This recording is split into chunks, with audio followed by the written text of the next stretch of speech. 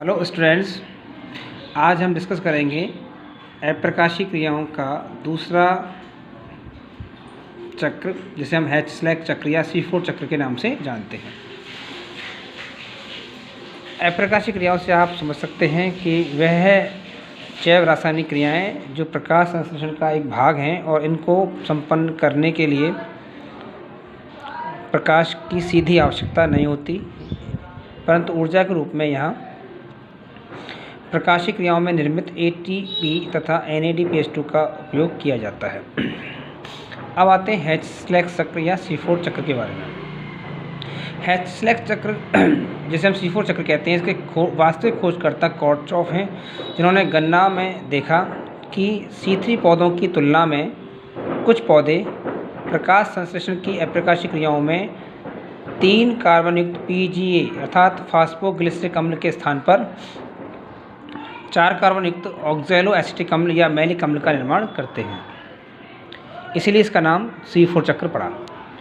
इसका खोज कॉर्टचॉफ ने की गन्ने में, लेकिन वर्णन करने का श्रेय हैच और स्लैक को जाता है। इसका प्रथम स्थायी उत्पाद 4 कार्बन युक्त एक उत्पाद है, इसका नाम ऑक्सैलो एसिटिक अम्ल है, जिसके आधार पर इसे C4 चक्र कहा जाता है। यह मुख्यतः मक्का, गन्ना, बाजरा, अमरैंथस और यूफोरिया जैसे उष्णकटिबंधीय पौधों, जिन्हें ट्रॉपिकल फॉरेस्ट कहते हैं, उनमें पाए जाते हैं। इन C4 पादपों में कुछ विशेषताएं होती हैं, वो उनकी बात कर लेते हैं। पहली है क्रेंज शारीरिकी। क्रेंज एक जर्मन भाषा का शब्द है जिसका अर्थ होता है माला रूपी, और शारीरिक का होता है इनकी एनाटॉमी। इसका अर्थ है कि ये जो हैच-स्लैक चक्र है वो पत्तियों में उपस्थित 2 प्रकार की कोशिकाओं में संपन्न होता है। अर्थात यहाँ प्रकाश संश्लेषण 2 कोशिकाओं में होता है, जिन्हें हम पर्णमध्योतक या पूलाच्छद कोशिकाएं कहते हैं। एक पर्णमध्योतक होती है, दूसरी पूलाच्छद या बंडलशीत कोशिकाएं होती हैं। दूसरी विशेषता है, इनमें प्रकाश श्वसन अनुपस्थित होता है, इसीलिए इनकी उत्पादकता और दक्षता C3 पौधों की तुलना में अधिक पाई जाती है। प्रकाश श्वसन की बात करेंगे, ये एक प्रकार की नष्टकारी क्रिया है जिसमें C3 पौधों की उत्पादकता घट जाती है, अर्थात CO2 की हानि होती है और ATP निर्माण भी नहीं होता, इसलिए इसे हानिकारक या नष्टकारी क्रिया कहते हैं, जो C3 पौधों की विशेषता है। इसका डिस्कशन बाद में करेंगे चैप्टर के अंत में। अब पढ़ते हैं C4 चक्र की क्रियाविधि के बारे में। जैसा कि C3 पौधों में होता है, उसी प्रकार से यहाँ भी कार्बोक्सिलीकरण, विकार्बोक्सिलीकरण और अपचयन की क्रियाएं संपन्न होती हैं, जिनको हम इस प्रकार से समझ सकते हैं। तो यहाँ शुरुआत होती है CO2 ग्राही से। वहाँ पर C3 चक्रों में, C3 पौधों में CO2 के प्राथमिक ग्राही के रूप में एक 5 कार्बन युक्त RUBP पाया जाता है, परंतु यहाँ पर यह क्रिया शुरू होती है फास्फोइनोल पायरुवेट, जो कि 3 कार्बन युक्त यौगिक है, और CO2 को प्रथम बार ग्रहण करके पेप्को एंजाइम की उपस्थिति में, पेप्को मतलब है पायरुवेट फास्फिनोल कार्बोक्सिलेज ऑक्सीजनेज, यह कार्बोक्सिलीकरण करके CO2 को 4 कार्बन युक्त उत्पाद ऑक्सैलो एसिटिक अम्ल में बदल देता है, जो C4 चक्र का प्रथम स्थायी उत्पाद है। यह ऑक्सैलो एसिटिक अम्ल अपचयन के पश्चात मैलिक अम्ल या मैलेट में बदल जाता है, उसे हाइड्रोजन प्राप्त होता है NADPH2 से। अब मैलेट अम्ल के रूप में अब ये जो यौगिक है वो पूलाच्छद कोशिकाओं में प्रवेश करता है। तो ऑक्सैलो एसिटिक अम्ल से अपचयन के पश्चात निर्मित मैलेट नाम का जो 4 कार्बनिक उत्पाद है वो है पूलाच्छद कोशिकाओं के हरित लवकों में एंटर करता है।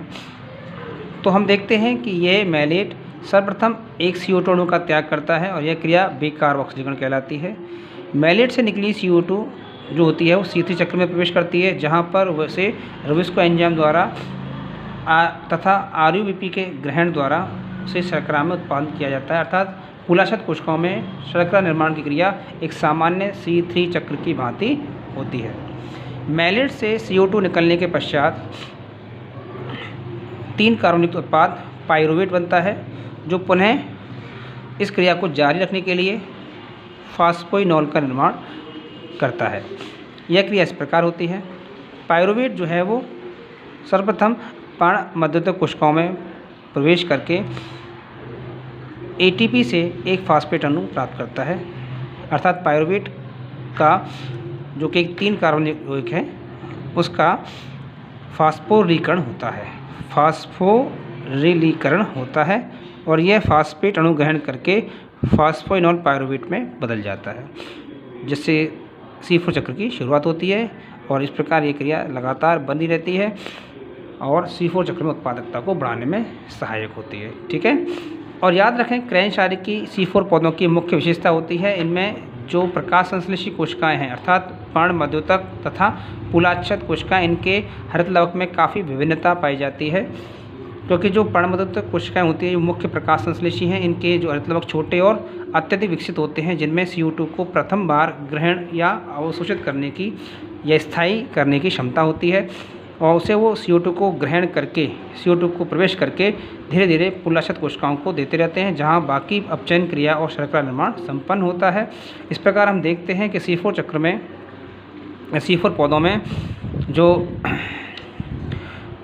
प्रकाश संश्लेषण के दौरान CO2 का अपचयन होता है अर्थात शर्करा निर्माण होता है, उसमें दोनों कोशिकाएँ पार्टिसिपेट करती हैं। यहाँ रुबिस्को और पेप्को दोनों एंजाइम आवश्यक होते हैं, इसीलिए C3 पौधों की तुलना में C4 पादप अधिक उत्पादनशील और सक्षम होते हैं। ठीक है, थैंक यू बेटा। कोई दिक्कत हो तो आप हमारे फ़ोन नंबर पर कॉल कर सकते हैं। हमारा नंबर है 8384981800 JSR बायो क्लासेस। ठीक है, थैंक यू। जय जय श्री राधे।